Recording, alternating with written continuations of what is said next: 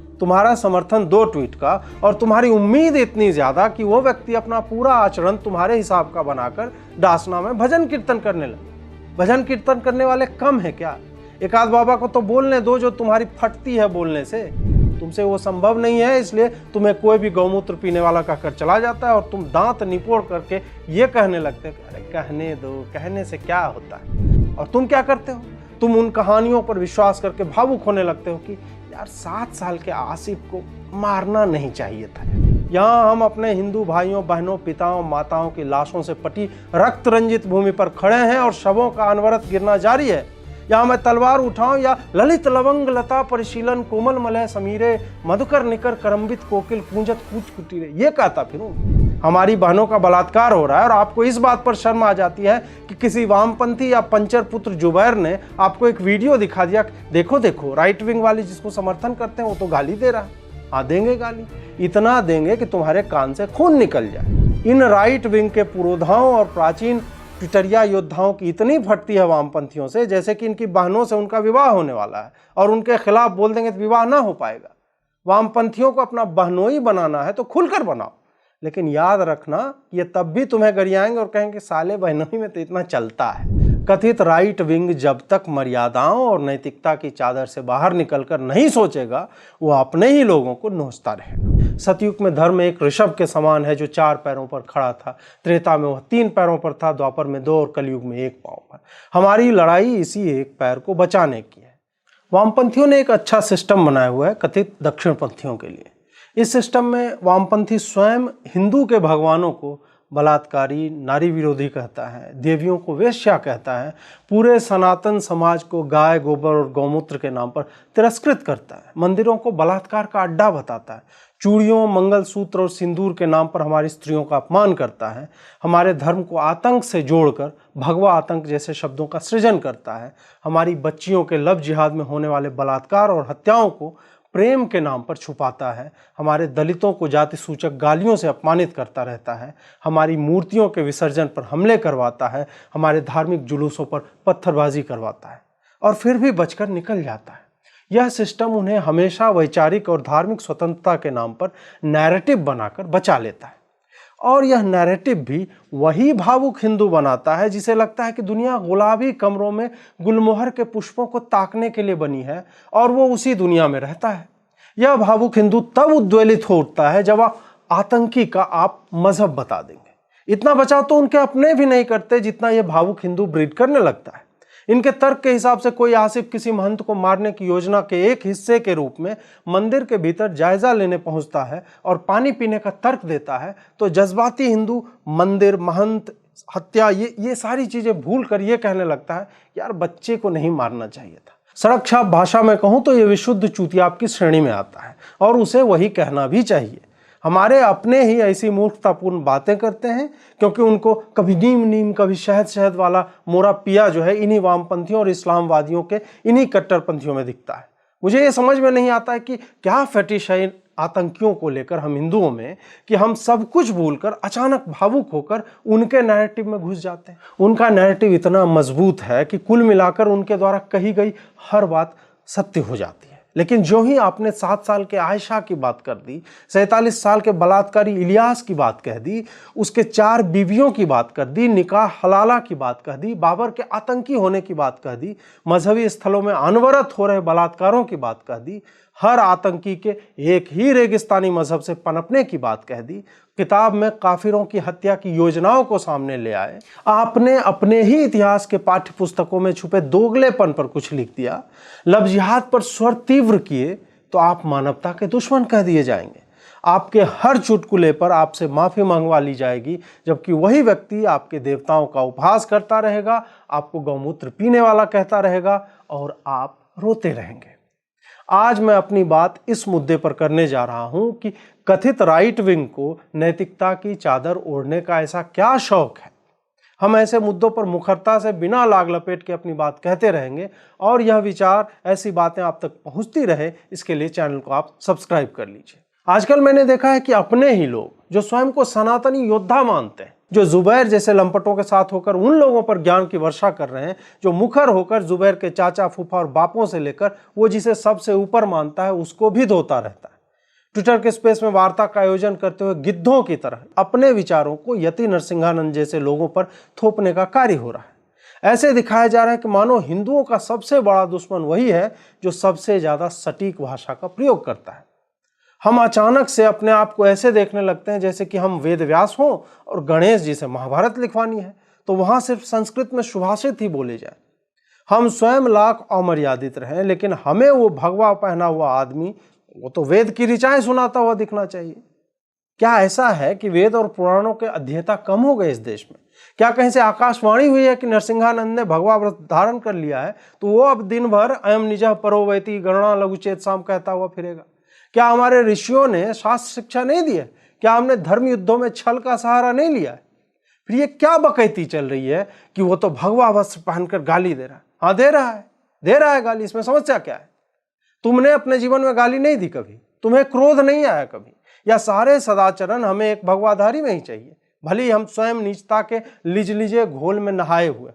एक व्यक्ति जो तुम्हारे मनोभावों को खुल्लम खुल्ला अपने जान पर खेलकर हर दिन मौत के खतरों से खेलता हुआ माइक पर सामने आकर बोलता है because you are fucking too weak and फट्टू टू अटर दोज वर्ड्स, तब तुम्हें आदर्श बालक वाला चार्ट याद आने लगता है कि ब्रह्म मुहूर्त में उठना चाहिए, माता पिता के पांव छूने चाहिए, वाणी को मीठा रखना चाहिए, दतवन से दांत साफ करना चाहिए।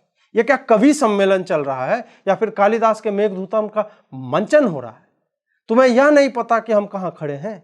तुम्हें यह नहीं पता कि असलम और अहमद अपने घरों की छतों पर पत्थर इकट्ठा कर रहे हैं और उनकी 8 बीवियां बारूद को गुल के डिब्बे में रखकर उसमें कील भरकर सुतलियों से बांधकर कोने में समेट रही है?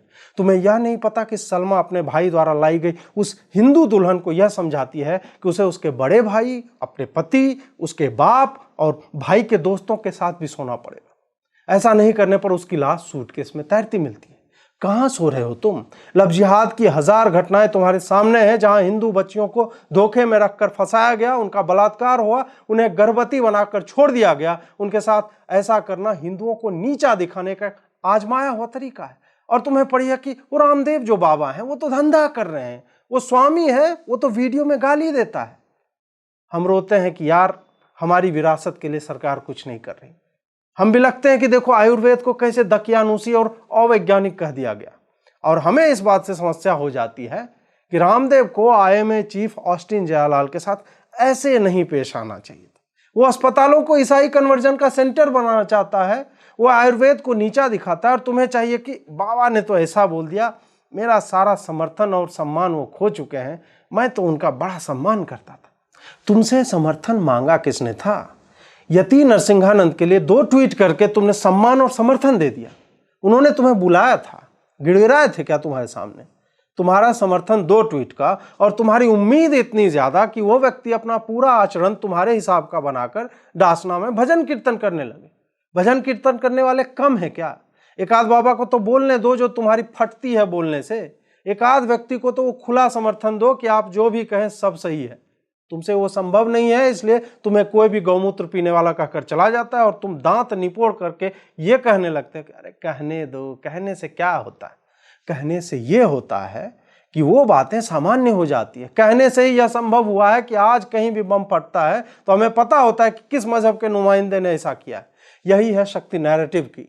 वो अपने आतंकियों को भी बचाते हैं, उसे ऐसा दिखाते हैं कि वो तो अच्छा खासा हेडमास्टर का बेटा था, गलती तो तुम्हारी थी कि तुमने उसे एक दिन डांट दिया तो फिर उसका दिमाग खराब हो गया। वो यह जताते हैं कि आदिल अहमद डार तो क्यूट सा बालक था, उसे आर्मी के कर्नल ने उठक बैठक करवा दी तो उसने जो आतंकवादी बनने की ठान ली।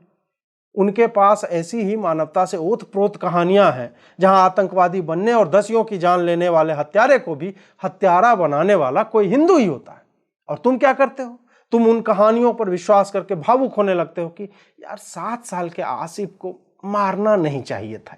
यह बात यति नरसिंहानंद जानते हैं, उन्होंने यह झेला है, इसलिए उनकी भाषा इतनी कड़वी और असामाजिक है। तुमने कितना सहयोग दिया है कि आज तुम छंद और अलंकारों की बात कर रहे हो। कितने करोड़ पहुंचा दिए स्वामी जी के मंदिर में। पूरा जीवन तुम्हारा इस लोभ में बीता है कि एक फोटो फलाने जी के साथ हो जाती तो प्रोफाइल पिक्चर बना लेता, और तुम बात कर रहे हो हिंदुओं के साथ खड़े होने की। हाथ निकालो, हथेली पर थूको, नाक डुबाकर सांस रोकने से मर जाओ पापी आदमी। तुम हिंदू हितों पर ज्ञान मत दो। हम यहाँ चारों तरफ से हो रहे वैचारिक और सामरिक हमलों के बीच में खड़े हैं और हमें याद आ रही है कि यार उसकी भाषा सही नहीं है। काहे? किताब लिखवानी है या कविता पाठ करवाना है स्वामी जी से? कविता का शौक है तो पढ़ो जाकर। योद्धाओं से कहा जा रहा है कि आप तलवार लेकर क्यों चल रहे हैं, किसी को लग जाएगी। हद चूतियाप चल रहा है। बोली इतनी तीक्ष्ण करो कि जिस पर निशाना वो कट जाए। यहां कॉलेज के लोन में प्रेमिका को गोद में लिए चांद तोड़ने की बात नहीं हो रही है। यहां हम अपने हिंदू भाइयों बहनों पिताओं माताओं की लाशों से पटी रक्त रंजित भूमि पर खड़े हैं और शवों का अनवरत गिरना जारी है। यहां मैं तलवार उठाऊं या ललित लवंग लता परिशीलन कोमल मलय समीरे मधुकर निकर करम्बित कोकिल कूंजत कूच कुटीरे ये कहता फिरूं? हमारा राइट विंग चाहता है कि हमें अपने शब्दों पर नियंत्रण रखना चाहिए, वरना वो लोग क्या कहें। काहे? हमने ठेका ले रखा है मर्यादित होने का। हमारी बहनों का बलात्कार हो रहा है और आपको इस बात पर शर्म आ जाती है कि किसी वामपंथी या पंचर पुत्र जुबैर ने आपको एक वीडियो दिखा दिया, देखो देखो राइट विंग वाले जिसको समर्थन करते हैं वो तो गाली दे रहा है। हाँ देंगे गाली, इतना देंगे कि तुम्हारे कान से खून निकल जाए। क्यों नहीं देंगे? काम ऐसा कर रहे हो कि बिना दिए रह जाना भीरुता है। वो अपने घरों में बम बना रहे हो और हम गाली भी ना दें। वो यही दिखाकर आपको नैतिकता की याद दिलाकर अपराध बोध की यात्रा पर निकाल देता है और आप शर्म के मारे अपने ट्वीट डिलीट करने लगते हैं या डिस्क्लेमर देने लगते हैं कि भाई हमसे गलती हो गई, हमने फलाने स्वामी जी को अपना समर्थन दिया था, उन्होंने तुम्हारे लोगों की हत्या की, बलात्कार किया, उस पर हंसे कि देखो हिंदू लव जिहाद कह रहा है। तब जिसने इसके विरोध में आवाज उठाई उसी को तुम यह कहकर समर्थन नहीं देने का ढिंढोरा पीट रहे हो कि ये तो गाली देता है। यह तय करो कि बहन का बलात्कार करने वाला अपराधी है या गाली देने वाला। बहुत सारे संशय मिट जाएंगे। नहीं मिट रहे तो सुमरे हनुमत बलबीरा करो, बकचोदी मत करो ट्विटर पर। फट्टू साले। इन राइट विंग के पुरोधाओं और प्राचीन ट्विटरिया योद्धाओं की इतनी फटती है वामपंथियों से जैसे कि इनकी बहनों से उनका विवाह होने वाला है और उनके खिलाफ बोल देंगे तो विवाह ना हो पाएगा। वामपंथियों को अपना बहनोई बनाना है तो खुलकर बनाओ, लेकिन याद रखना ये तब भी तुम्हें गरियाएंगे और कहेंगे साले बहनोई में तो इतना चलता है और तुम्हारी रीढ़ की हड्डी इतनी लचर है कि तुम कहोगे जी जी जाजी आपका तो बनता है मुझे बहन की गाली देना, लेकिन आपको कोई गाली दे दे तब मैं उसे छोड़ूंगा नहीं, क्योंकि आप तो परिवार के लोग। बिल्कुल यही एटीट्यूड है हमारे इन तथाकथित ओपिनियन मेकर्स का, जिन्होंने नैरेटिव बनाने की फैक्ट्री का पासवर्ड अपने आप पास में रखा हुआ है और बाकी कोई बनाता है नैरेटिव तो कहने लगते हैं ये तो चाइनीज माल है, असली मुर्गा छाप पटाखा हमारा है, होलोग्राम देख लीजिए। ये लोग हमें बताएंगे कि हम अपनी लड़ाई कैसे लड़ें। अब मोहम्मदवादी और वामपंथी यह तय करेंगे कि हम आतंकियों को, हिंदू फोबिक गिरोह को, सनातन के शत्रुओं को कैसे देखें और उनसे लड़ने का तरीका क्या होगा। ये हमें बताएंगे कि हमारे भाषा की मर्यादा क्या होनी चाहिए।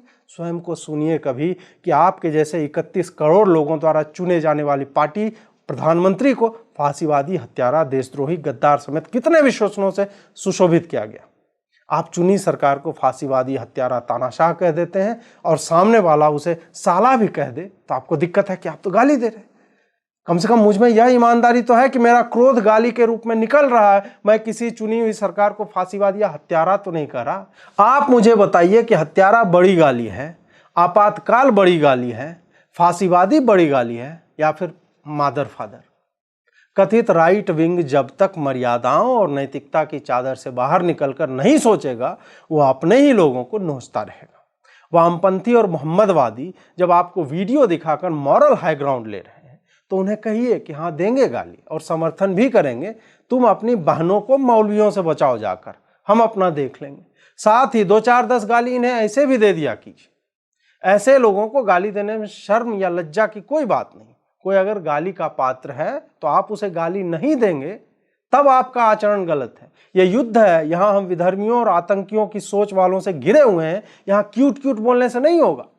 आपके तेवर सदैव बिना बात के भी आक्रामक होने चाहिए। वामपंथी कट्टरपंथी लोगों को सुबह शाम बिना बात के भी 2 4 गाली दे दिया कीजिए, एकदम रैंडम, ताकि उन्हें पता चले कि हमारी दृष्टि में उनकी औकात क्या है।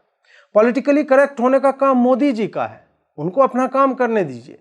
उनको हमने इसीलिए चुना ही है कि वो सभ्य शब्दों में बढ़िया एकदम बंडी पहनकर नील टिनोपाल वाला कुर्ता पहने हुए, फ्रेमलेस चश्मा में एकदम झकाझक दिखते हुए हिंदुओं के हितों के लिए बढ़िया बढ़िया योजना बनाते रहे। जैसे सीएए था, 370 था, राम मंदिर हो। इधर उधर भटकेंगे तो उन्हें याद भी दिलाते रहेंगे। लेकिन हम नेता नहीं हैं, हमारे आम जीवन पर आतंकियों की छाप पड़ी हुई है। हमें रिफाइंड और सोफिस्टिकेटेड शब्दों के साथ मसले फूलों की महक में तितलियों की क्यारियां ये करने को कहा जा रहा है, वो तो नहीं होगा। हर मर्यादा तोड़ी जाएगी, हर नैतिकता से ऊपर आना होगा, बिना किसी लज्जा के इनके नैरेटिव को तोड़ने का हर तरीका उठाना होगा।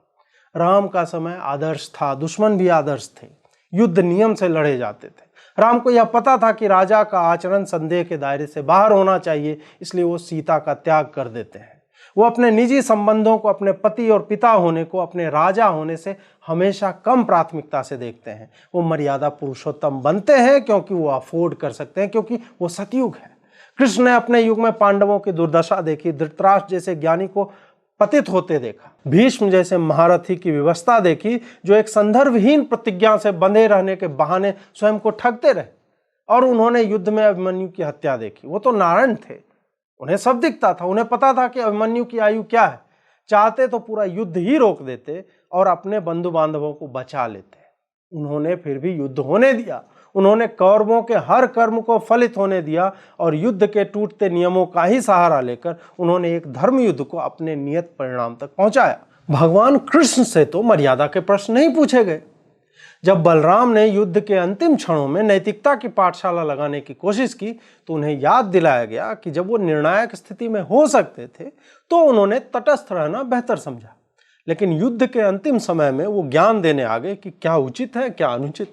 भगवान ने अपने अग्रज तक का मान नहीं रखा, क्योंकि उन्हें वह करना था जो उचित था। उन्हें धर्म की स्थापना करनी थी। उसके लिए माखन चोर, रणछोर जैसे विशेषणों को सुनते हुए जयद्रथ का वध होने वाला था। सूर्य को सुदर्शन से ढकने से लेकर भीष्म वध के लिए शिखंडी को रथ पर चढ़ाने, युधिष्ठिर से नरो वा कुंजरो वा कहलवाने, रथ के नीचे उतरे कर्ण पर अर्जुन से वाहन चलवाने और अंत में दुर्योधन की जांघ तोड़ने तक कृष्ण ने सब सुना और देखा। सतयुग के बाद आने वाले हर युग में मानवता पतित होती चली जाती है। सतयुग में धर्म एक ऋषभ के समान है जो 4 पैरों पर खड़ा था। त्रेता में वह 3 पैरों पर था, द्वापर में 2 और कलयुग में 1 पांव पर। हमारी लड़ाई इसी एक पैर को बचाने की है। यह चला गया तो सब चला जाएगा। इसीलिए नियमों और नैतिकता की बात यहाँ मत कीजिए। यहाँ कुछ भी निर्धारित नहीं। राइट विंग को यह समझना होगा कि हम कृष्ण से कई हजार साल आगे हैं। यहाँ नियम बने ही नहीं जिन्हें तोड़ा जा सके। इसलिए संभल जाइए समय रहते हुए, वरना आप भजन कीर्तन करवाते रहेंगे और उधर आपके मठ तोड़े जाते रहेंगे। हर व्यक्ति हथियार से लेकर लड़ाई नहीं करता। कुछ तो कीबोर्ड योद्धा भी होते हैं हमारे कथित राइट विंग की तरह। लेकिन आप अपने धर्म की रक्षा हेतु लगातार अपने स्तर से प्रतिकार कीजिए। अपराध बोध में मत जाइए कि इसका बाबा तो गाली देता है। तुरंत पलट कर कहिए कि तेरा मौलवी रेप करता है छोटी बच्चियों का। हमारी बातों को शेयर कीजिए, सब्सक्राइब करवाइए और आगे बढ़ाइए ताकि वैचारिक स्तर पर हम सामर्थ्यवान बने रहें। आभार आपका।